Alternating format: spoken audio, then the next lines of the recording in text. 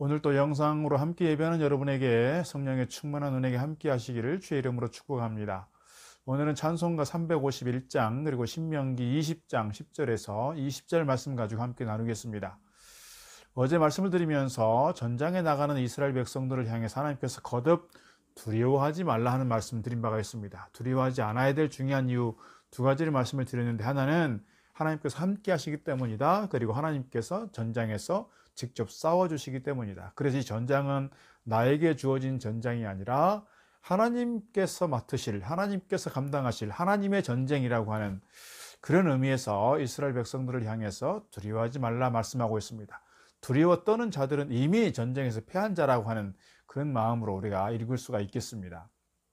그리고 이어지는 말씀이 전장에 나갈 때 전장에 나와 있지만 집으로 돌려보낼 사람들이 몇 가지 있다는 걸 말씀하고 있습니다. 하나는 집을 새로 지어서 아직 낙성식을 하지 못한 채 전장에 나온 사람들, 그리고 포도원을 가꿨는데 포도를 심었는데 아직 과실을 따먹지 못한 사람들, 그리고 약혼은 했지만 아직 결혼을 하지 못한 남자들에 대해서 집으로 돌려보내라, 이렇게 말씀하고 있습니다.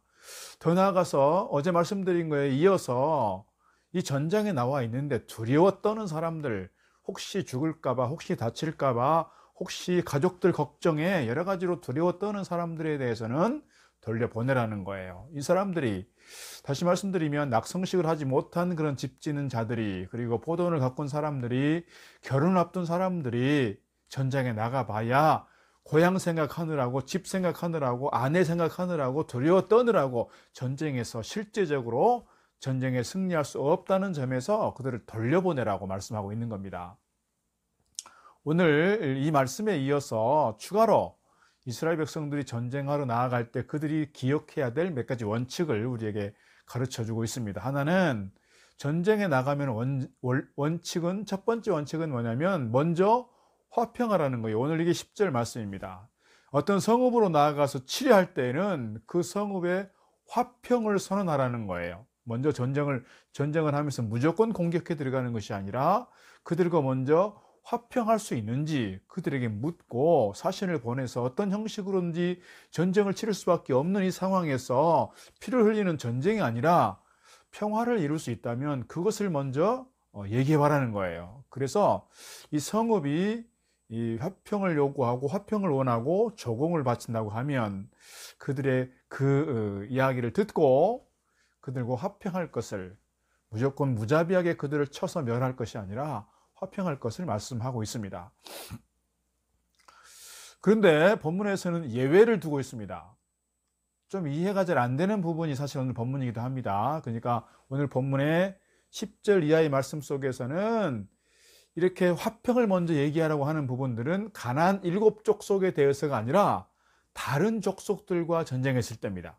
그리고 18절, 19절 말씀에 나오는 이 진멸하라고 하는 말씀, 모든 것들을 쳐서 멸하라고 하는 이 말씀은 누구냐면 가나안 부족들에 대한, 이스라엘 백성들이 지금 가나안 정복해서 들어가야 될 그 현장에 대한 말씀들이라고 우리가 이해하시면 좋을 것 같습니다. 그래서 16절 말씀 보게 되면 호흡이 있는 자를 하나도 살려두지 마라, 이렇게 말씀하고 있습니다. 18절도 보니까 이는 그들이 그 신들에게 행하는 모든 가증한 일을 너희에게 가르쳐 본받게 하여 너희가 너희 하나님 여호와께 범죄하게 할까 하는 거예요. 다시 말씀드리면 이 가나안 부족들과 싸워서 그들을 진멸하지 않으면, 모든 생명체들에 대해서 무자비하게 진멸하지 않으면 이스라엘 백성들이 그곳에 들어가서 그 문화에 쉽게 동화되고 그들이 섬겼던 신을, 우상을 섬기게 되고 그들의 가치를 따라가게 되고 그들의 세련된 문화 속에서 이스라엘 백성들이 하나님을 섬기지 않고 우상을 섬기는 그런 문화로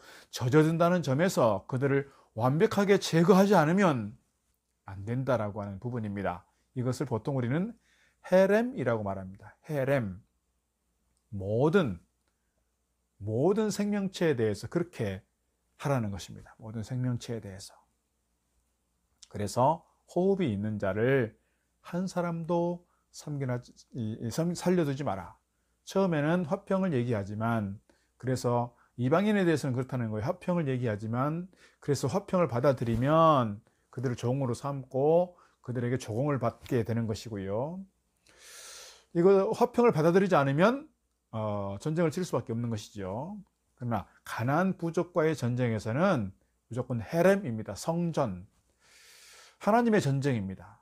이 부분에 대해서 교회 나온 지 얼마 안 된 분들은 이렇게 얘기합니다. 왜 하나님이 그렇게 무자비한 하나님입니까? 그럼 오늘 우리가 이렇게 생각해 볼 수 있습니다. 그때는 고대 시대입니다. 약 3,000년 전, 3,500년 전 시대라고 보면 오늘 우리 시대의 문화, 우리 시대의 가치, 우리 시대의 어떤 그런 인도적인 그런 부분하고 3,500년 고대 시대의 어떤 문화 이런 것들하고는 많이 다르다 하는 걸 이해해 볼 수 있겠고요.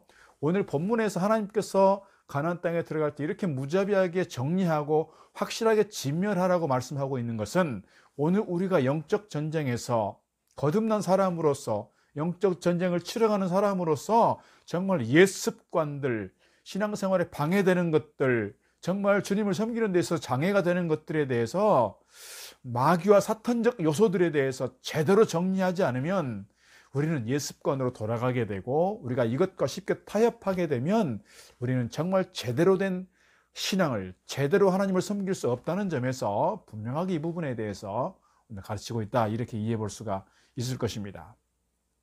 두 번째 원칙은 오늘 19절 20절 말씀에서 전쟁하러 간 그 성읍 주변에 있는 과일 나무들에 대해서 잘라버리지 마라, 베어버리지 마라는 거예요. 이게 왜 무슨 어떤 중요한 의미가 있을까 생각을 해보면 중요한 의미가 있습니다.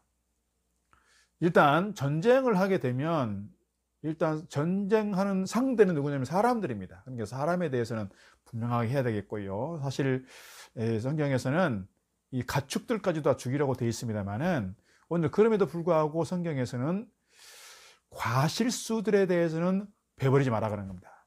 과실수는 남겨두라. 이유는 뭐냐면 그 과실수는 이스라엘 백성들이 따 먹어야 될 그런 과실들이기 때문에 그런 거예요. 그들이 어떻게 보면 전투 식량으로 쓰일 수도 있겠고요. 그들이 이게 보면 전쟁이 금방 끝날 수도 있겠지만 전쟁이 2년도 가고 3년도 가고 길게 시간이 지나가면서 그들이 그 과실들을 따먹을 수 있다는 점에서 과실수들을 베어버리지 마라. 대신에 과실수가 아닌 다른 나무들에 대해서는 전쟁을 하는 데 있어서 전쟁 물자로 사용할 수 있습니다. 과실수들에 대해서는 베어버리지 마라.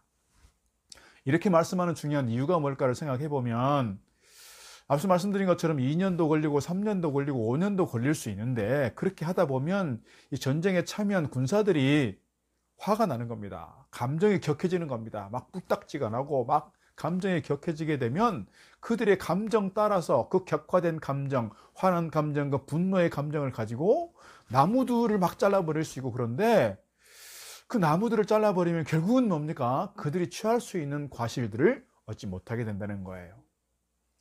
이것에서 우리가 얻을 수 있는 교훈 가운데 하나는 뭐냐? 우리가 영적 전쟁을 해가는 데 있어서 우리 일상 속에서 우리의 신앙생활과 예배생활 가운데에서 우리가 살아가다 보면 우리의 감정이 격해질 때가 있다는 거예요. 우리 감정 때문에 우리 감정대로 했다고 하면 감정대로 제대로 감정을 제대로 다스리지 못하고 감정이 나오는 대로 쏟아놓게 되면 일을 그르치게 되고 우리가 얻을 수 있는 것들을 놓쳐버리게 되고 인간 관계가 끊어지게 되고 하나님께 영광보다는 하나님의 영광을 가리우는 일이 되고 우리가 다른 사람들에게 상처를 준다는 점에서 우리의 분노의 감정, 우리의 격화된 감정들을 잘 다스리고 잘 조절해야 될 필요가 있다 하는 것을 우리가 이 말씀 속에서 우리가 이해해 볼 수가 있을 것입니다. 오늘 본문의 말씀은 오랜 시간 전쟁을 치러야 되는 그들에 대한 상황을 염두에 두고 기록된 말씀이라고 생각이 됩니다. 어떻게 보면 우리가 신앙생활을 해가는 데 있어서 주님을 섬기는 데 있어서 감정적으로 나가는 것이 아니라 먼저 화평을 말하고 그리고 우리 안에서 감정적으로가 아니라 감정을 잘 다스리고 감정을 잘 처리하고 조절하면서 하나님께서 기뻐하시는 그리고 하나님의 뜻을 묻고 하나님의 생각을 묻고 우리에게 주어진 사명과 사역 속에서 이 믿음의 길을 잘 달려감으로써 늘 하나님께 영광이 되기를 주의 이름으로 축복합니다.